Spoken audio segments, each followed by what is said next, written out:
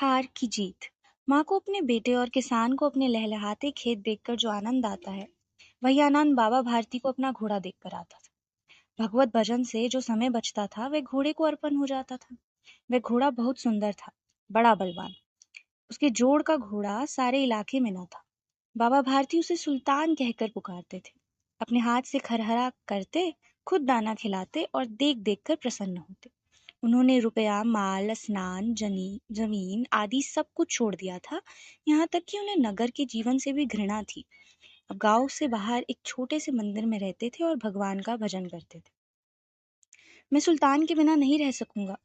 उन्हें ऐसी भ्रांति सी हो गई थी। वे उसकी चाल पर लट्टू थे। कहते थे ऐसा चलता है जैसे मोर घटा को देखकर नाच रहा हो। जब तक संध्या समय सुल्तान पर चढ़कर 8-10 मील का चक्कर ना लगा ले उन्हें चैन नहीं आता। खड़क सिंह उस इलाके का प्रसिद्ध डाकू था। लोग उसका नाम सुनकर कांपते थे। होते होते सुल्तान की कीर्ति उसके कानों तक भी जा पहुंची। उसका हृदय उसे देखने के लिए अधीर हो उठा। एक दिन मैं दोपहर के समय बाबा भारती के पास पहुंचा और नमस्कार करके बैठ गया। बाबा भारती ने पूछा, खड़क सिंह क्या हाल है? खड़क सिंह ने सिर झुकाकर उत्तर दिया, आपकी दया है। कहो इधर कैसे चले आए? सुल्तान की चाह खींच लाई। विचित्र जानवर है, देखोगे तो प्रसन्न हो जाओगे। मैंने भी बड़ी प्रशंसा सुनी है महाराज।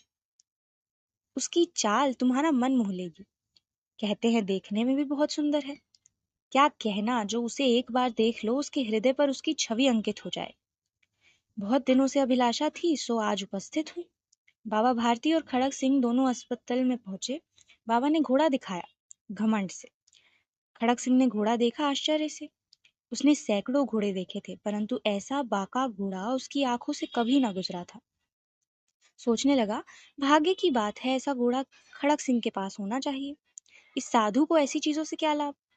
कुछ देर तक आश्चर्य से चुपचाप खड़ा रहा। इसके पश्चात उसके हृदय में हलचल होने लगी। बालकों की सी अधीरता से बोला, परंतु बाबा जी इसकी चाल न देखी तो क्या? बाबा भारती भी मनुष्य ही थे। अपनी चीज की प्रशंसा दूसरे के मुख से सुनने पर उनका हृदय भी अधीर हो गया। घोड़े को खोलकर बाहर लाए और उसकी पीठ पर हाथ फेरने लगे। एकाएक उचक कर सवार हो गए। घोड़ा हवा से बातें करने लगा और उसकी चाल को देखकर खड़क सिंह के हृदय पर सांप लौट गया। वह डाकू था और जो वस्तु उसे पसंद आ जाए उस पर वह अपना अधिकार समझता था। उसके पास बाहुबल था, आदमी था और बेरहमी थी। जाते जाते उसने कहा, बाबा जी मैं ये घोड़ा आपके पास ना रहने दूंगा। बाबा भारती डर गए। अब उन्हें रात को नींद ना आती। सारी रात अस्तबल की रखवाली में कटने लगी। प्रति क्षण खड़क सिंह का भय लगा रहता। परंतु कई मास बीत गए और वह ना आया। यहाँ तक कि बाबा भारती कुछ असावधान हो गए और इस भय के स्वप्न के भय की नाई मिथ्या समझने लगे। संध्या का समय था। बाबा भारती सुल्तान की पीठ पर सवार होकर घूमने जा रहे थे। उस समय उनकी आंखों में चमक थी, मुख पर प्रसन्नता।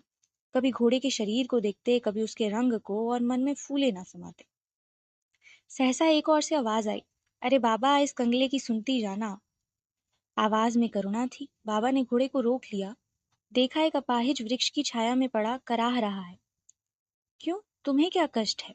अपाहिज ने हाथ जोड़कर कहा, बाबा मैं दुखियारा हूँ, मुझ पर दया करो। रामवाला यहाँ से 3 मील है, मुझे वहीं जाना है। घोड़े पर चढ़ा लो, परमात्मा भला करेगा।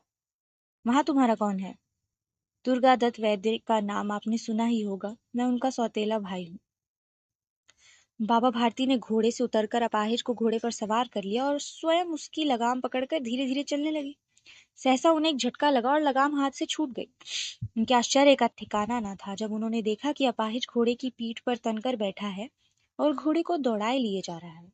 उनके मुख से भय, विस्मय और निराशा से मिली हुई चीख निकल गई। वह अपाहिज डाकू खड़क सिंह था। बाबा भारती कुछ देर तक चुप रहे और कुछ समय पश्चाताप कुछ निश्चय करके पूरे बल से चिल्लाकर बोले, जरा ठहर जाओ। खड़क सिंह ने आवाज सुनकर घोड़ा रोक लिया और उसकी गर्दन पर प्यार से हाथ फेरते हुए कहा, बाबा जी अब ये घोड़ा ना दूंगा। खड़क सिंह ठहर गया। बाबा भारती ने निकट जाकर उसकी ओर ऐसी आंखों से देखा जैसे बकरा कसाई की ओर देखता है, और कहा, यह घोड़ा तुम्हारा हो चुका है, मैं तुमसे इसे वापस ना लूंगा। परंतु खड़क सिंह केवल एक प्रार्थना करता हूँ, इसे अस्वीकार न करना, नहीं तो मेरा दिल टूट जाएगा। बाबा जी आज्ञा कीजिए, मैं आपका दास हूँ। केवल यह घोड़ा ना दूंगा। अब घोड़े का नाम ना लो, मैं तुमसे इस विषय में कुछ नहीं कहूंगा। मेरी प्रार्थना केवल यह है कि इस घटना को किसी के सामने प्रकट ना कर।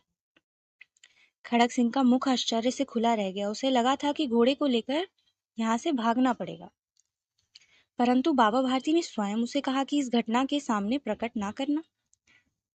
इससे क्या प्रयोजन सिद्ध हो सकता है? खड़क सिंह ने बहुत सोचा, बहुत सिर घुमाया, परंतु कुछ समझ ना आया। हार कर उसने अपनी आंखें बाबा भारती के मुख पर गड़ा दी और पूछा, बाबा जी, इससे आपको क्या डर है? सुनकर बाबा भारती ने कहा, लोगों को यदि इस घटना का पता चलेगा तो वे किसी गरीब पर विश्वास न करेंगे, दुनिया से विश्वास उठ जाएगा। ये कहते कहते उसने सुल्तान की ओर इस तरह मुंह मोड़ लिया जैसे उनका उससे कभी कोई संबंध ही ना रहा हो। बाबा भारती चले गए, परंतु उनके शब्द खड़क सिंह के कानों में उसी प्रकार गूंज रहे थे। सोचता था, कैसे उच्च विचार है, कैसा पवित्र भाव है। उन्हें इस घोड़े से प्रेम था। इसे देखकर उनका मुख फूल की नाई खिला जाता था। कहते थे, इसके बिना मैं रह ना सकूंगा। इसकी रखवाली में वो कई रात सोए नहीं, भजन भक्ति न कर रखवाली करते रहे। परंतु आज उनके मुख पर दुख की रेखा तक दिखाई न पड़ी। उन्हें केवल ये ख्याल था कि कहीं लोग गरीबों पर विश्वास करना न छोड़ दें। रात के अंधेरे में खड़क सिंह बाबा भारती के मंदिर पहुंचा। चारों ओर सन्नाटा था। आकाश में तारे टिमटिमा रहे थे। थोड़ी देर दूर गांव के कुत्ते भौंक रहे थे। मंदिर के अंदर कोई शब्द सुनाई न देता था। खड़क सिंह सुल्तान की बाह पकड़े हुए था। वह धीरे धीरे अस्तबल के